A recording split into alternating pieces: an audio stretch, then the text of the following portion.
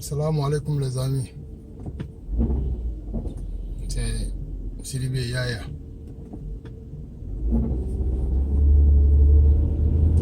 Bon ben comme ça devient de la routine, aujourd'hui je vais m'adresser à mes sœurs, les jeunes filles. Les jeunes filles qui vont à l'école ou les jeunes filles qui ont déjà abandonné l'école et qui n'ont aucun espoir encore, sauf essayer de vendre leur beauté ou bien d'après eux-mêmes leur forme. Et la vie. En tout cas, tout ce que moi je vous dis, gardez ça à côté de vos têtes. Ne mettez pas ça à côté de vos pieds, sinon ça va se verser. Je vous jure, si vous ne commenciez pas maintenant à vous ressaisir, ça vous prendra encore au moins un demi-siècle, au moins 50 ans encore pour voir ou entendre quelqu'un qui a connu la vérité et qui a le kilo de vous dire ça. Je ne suis pas le seul aujourd'hui en Afrique qui connaît la vérité. J'en suis certain que j'ai rencontré, pas quand même de francophones, mais j'ai rencontré des anglophones. J'en connais des anglophones. Mais eux aussi ne parlent pas. Mais si un homme poursuit une femme, il doit y avoir une raison. Et la seule raison que la femme doit accepter à la cour d'un homme, c'est quand l'homme t'aime par tes idées. Les idées que toi tu avances, les idées dont tu vis, les idées sur lesquelles tu fais ta vie, tu mènes ta vie. Quand quelqu'un t'aime et t'accepte et est tombé amoureux de toi à cause de ta forme physique, ma chérie, ça c'est pas l'amour.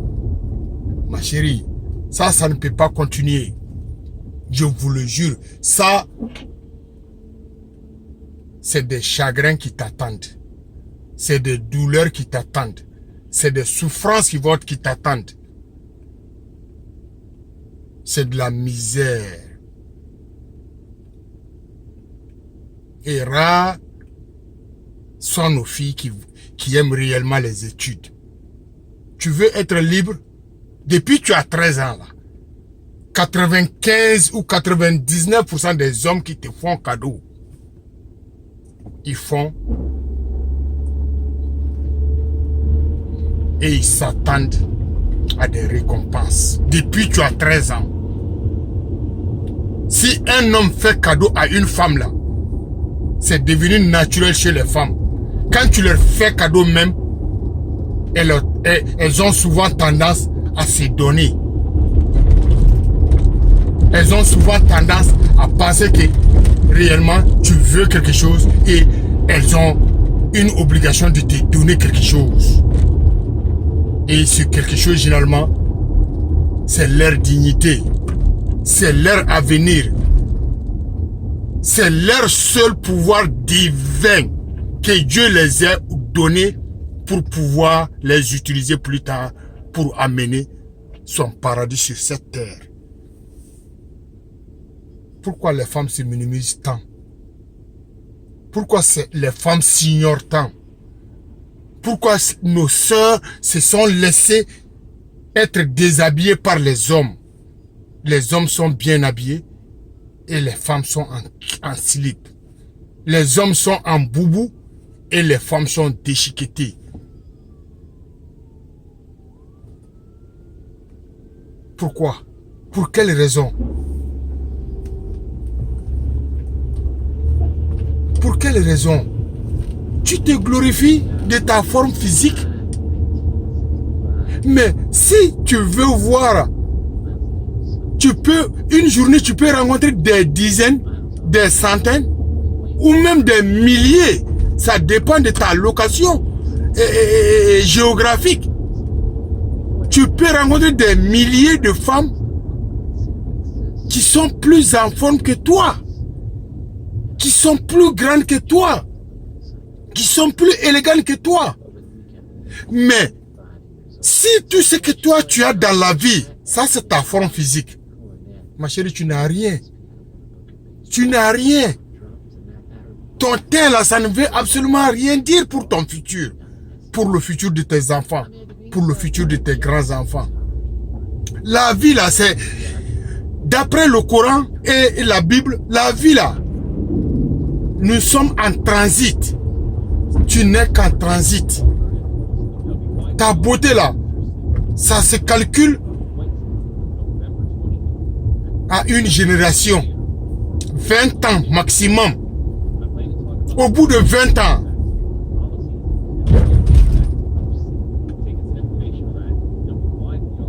tu seras comme chiffon. Les gens te saluent difficilement. Les gens te donnent des cadeaux difficilement. Mais si tu as gardé ta dignité, ton respect, ton pouvoir divin que Dieu t'a donné, que Dieu t'a créé avec, laisse le Seigneur t'utiliser pour sa gloire. Il faut laisser Allah va t'utiliser pour prouver quelque chose à Satan. Ne te laisse pas baratiner par le matériel de ces hommes-là. Et les hommes d'aujourd'hui là, nous ne sommes que les fruits de nos mamans et de nos papas. Vous voyez que un exemple concret, tous les Maliens pleurent. Pourquoi? Parce que le gouvernement ne les écoute pas, que le président ne travaille pas, que le gouvernement ne sait pas que faire. Mais pourquoi? Nous avons tous été élevés comme ça. Quand tu es le chef de famille, c'est l'autorité. L'autorité totale. Le manque de respect à tout le monde, même à leurs femmes. Devant tous les enfants, devant tout le quartier, devant tous les autres ennemis. Nos papas ont toujours été autoritaires. Nos papas frappaient nos mamans devant nous. Nos papas ont maltraité nos mamans devant nous. Donc, on a vécu dans la peur, dans le déséquilibre, dans le manque de respect total aux femmes. Mais nos papas aussi, ils ont été élevés comme ça, par leurs papas, par nos grands-pères, ainsi de suite. Et nous n'avons jamais appris la vérité. Parce que même si madame connaît la vérité, madame n'avait aucun droit. Madame n'avait aucun droit d'exprimer ses pensées devant un problème familial. Vous voyez comment nous tous, nous sommes dans le même bateau.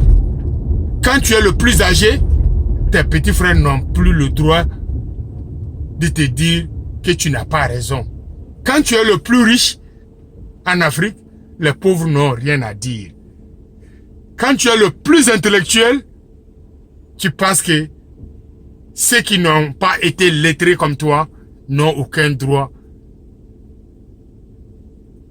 de te corriger. Voilà comment notre société est basée. Il faut que vous changez ces mentalités-là.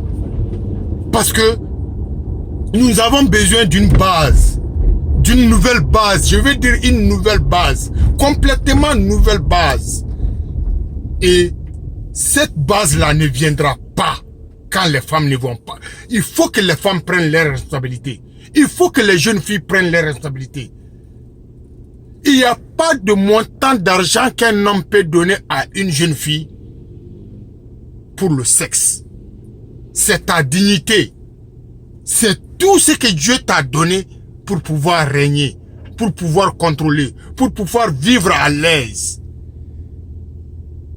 C'est pourquoi Dieu vous a donné aussi le pouvoir de ne pas avoir envie comme les hommes, de ne pas imaginer comme les hommes, de ne pas être toujours à la poursuite du sexe comme les hommes.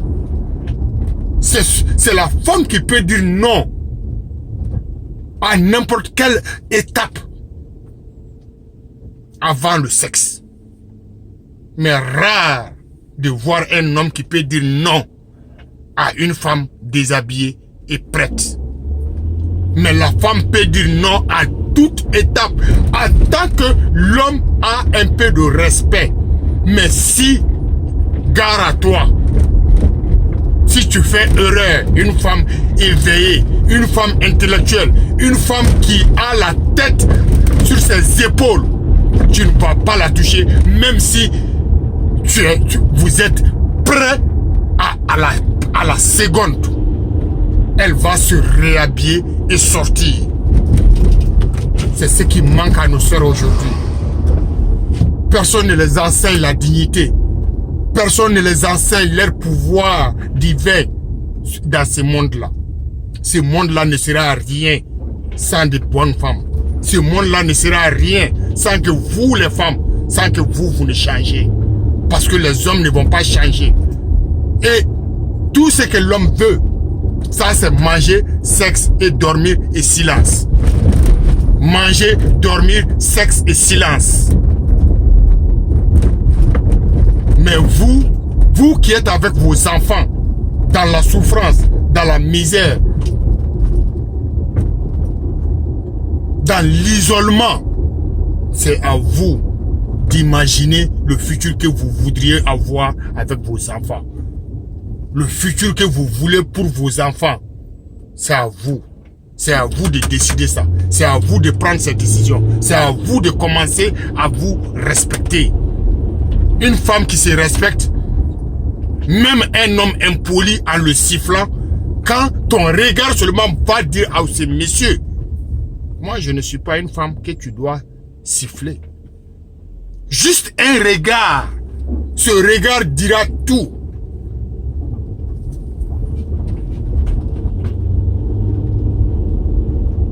Veuillez reprendre votre place. Personne ne va te donner ta place si toi-même tu ne reconnais pas ta place. Pas quand même des hommes comme nous qui avons été élevés dans des misères, dans des minables conditions, dans des mariages forcés, dans des mariages avec des hommes illettrés, des femmes illettrées, des gens sans vision. C'est pourquoi l'Afrique ruine. L'Afrique a tout. Toutes les ressources du monde, l'Afrique en a. Mais c'est le continent le plus pauvre dans l'esprit. Sinon, pas dans les ressources minières. Nous avons tout. Nous sommes le continent le plus riche. Mais, comme je vous ai toujours dit, quelqu'un qui dort, si tu lui donnes 100 millions de dollars, tu lui as rien donné. Il faut le réveiller avant de lui donner. Sinon, dès que tu vas déposer l'argent, quelqu'un d'autre peut venir prendre l'argent là. Et gare à toi de venir le dire quand il va se réveiller que tu lui avais donné 5 millions ou bien 10 millions. Il va nier. Mais bien sûr, tu avais déposé à côté de lui. Bien sûr, tu avais amené l'argent dans sa maison. Mais, quand l'autre venait prendre toi, tu n'avais pas vu parce que toi, tu avais confiance que personne ne va voler. C'est ce qui nous arrive. Nous avons tout, en même temps, nous n'avons rien. Nous sommes les plus riches, en même temps, nous sommes les plus pauvres. Mais plus grave, il n'y a pas l'amour entre nous. On ne connaît même pas l'amour. On pense que l'amour là, c'est le sexe. Non, l'amour là, c'est la vie. Quand tu dis que tu aimes quelqu'un là, l'amour vient avec des responsabilités. Tu dois entretenir la personne. Tu dois supporter la personne. Tu dois guider la personne. Tu peux donner ta vie pour sauver la vie de la personne. C'est ça qu'on appelle l'amour. Recommençons l'amour entre nous. Il est temps. D'après vous-même, nous perdons l'indépendance. Et je vous ai dit ça. En Côte d'Ivoire, c'est Félix Houphouët-Boigny. Au Mali, c'est Modibo Keïta. En Guinée, c'est Sékou Touré. Au Sénégal, c'est Senghor, etc., etc., etc. Mamadou Konaté au Mali aussi. C'est des gens qui avaient entendu cette vérité. Je vous le jure. Parce que j'ai vu leur nom. Mais ils n'ont pas bien compris la vérité. Ils se sont précipités pour aller aux indépendances avant de connaître l'ennemi. Ils se sont précipités. Et personne n'a eu encore le courage parce que le matériel les entourait déjà. Satan est 1000 fois plus malin que nous, que vous tous. Un bon Satan est 1000 fois intelligent que vous parce que Satan travaille avec nos intelligences, avec nos données, avec nos leçons, avec les leçons que Dieu avait intentionnées pour nous et qui avait donné ça à Satan. Je vous ai bien dit ça aussi. C'est Moïse, Seydina Moussa, Nabila Moussa. C'est lui qui a remis ça encore à Satan. Donc, ne prenez pas... J'ai beaucoup de difficultés de pédagogie. Donc, je ne peux pas enseigner beaucoup. Mais si vous pouvez prendre ou bien comprendre quelque chose dans ce langage-là, prenez ça au cours de vos vies, au cours de nos futurs. Sinon, on n'a pas de futur. On n'a pas de futur. Je vous en assure.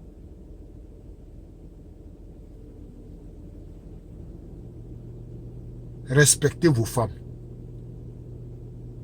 Rééduquez nos filles. Redirigez nos filles. Sinon, c'est avec eux et seul avec elles que Dieu peut ramener son paradis sur cette terre. Le paradis, là, il n'y a pas de paradis quelque part si ce n'est pas sur terre ici. Demandez les chrétiens. Ça, c'est leur prière. Demandez les musulmans. Mais dommage que nos musulmans ne connaissent pas réellement le sens de Bismillah. Non, ils ne connaissent pas réellement le sens de Bismillah ar-Rahman ar-Rahim. Al-Jannah qu'on parle là, c'est ici. Il faut demander si vous connaissez des amis chrétiens qui te disent la prière du Seigneur. Récite-moi la prière du Seigneur. Say me in English. Can you please tell me the Lord's Prayer? Please recite the Lord's Prayer. C'est la même chose. Et vous avez beaucoup de chance que moi je comprends la langue de Satan.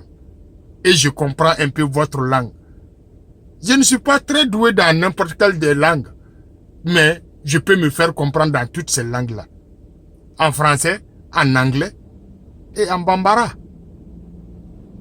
Qui est ma langue. Donc, je sais qu'il y a beaucoup d'Africains qui ne parlent pas bambara. C'est pourquoi je me force souvent de faire en français. Sinon, je ne parle pas français bien. Le français, c'est très difficile pour moi parce que ça fait plus de 24 ans que je suis dans un pays anglophone. Donc, mais je sais que les pays anglophones, et ils ont entendu déjà. Mais, il faut être motivé. Il faut croire. Quand tu vois quelque chose qui est réel là, il faut la prendre au sérieux. Il ne faut pas la mettre dans l'histoire. C'est ça qui est notre problème. On ne reconnaît jamais quelque chose de bon, sauf si on la perd. Ne perdez pas cette chance-là, je vous dis. Ne perdez pas ma chance. Parce que je vous dis tout ce qui est de la vérité dans ce monde-là. Mais vous tournez, vous jouez là-dessus, vous venez me regarder. Vous n'avez même pas le réflexe. Je sais que vous croyez à mon message. Parce que C'est ça qu'on m'a enseigné. Quand je parle, je sais que ça vous pique, ça vous prend au fond de vous-même. Mais vous n'avez même pas le réflexe de partager au maximum possible que le maximum de personnes peut entendre. Si toi, tu n'es pas motivé, ton voisin sera motivé. Ton ami pourra être motivé. Et si ton voisin se réveille, peut-être lui, il a la meilleure façon d'expliquer. Plus que moi, lui, il pourra te faire réveiller. Essayez de partager mes messages le maximum possible. Parce que dans 50 ans, vous allez commencer à rechercher ces messages-là. Vos enfants vont commencer à vous insulter à cause de ces messages, des mêmes messages. Vos grands-fils vont commencer à vous insulter à cause des mêmes messages. Pourquoi vous vous battez? Pourquoi vous vous insultez? Vous avez trop de problèmes pour ça. Trop de problèmes. À bon entendeur, salut. Salam alaikum. Ya Sidibi. Bye.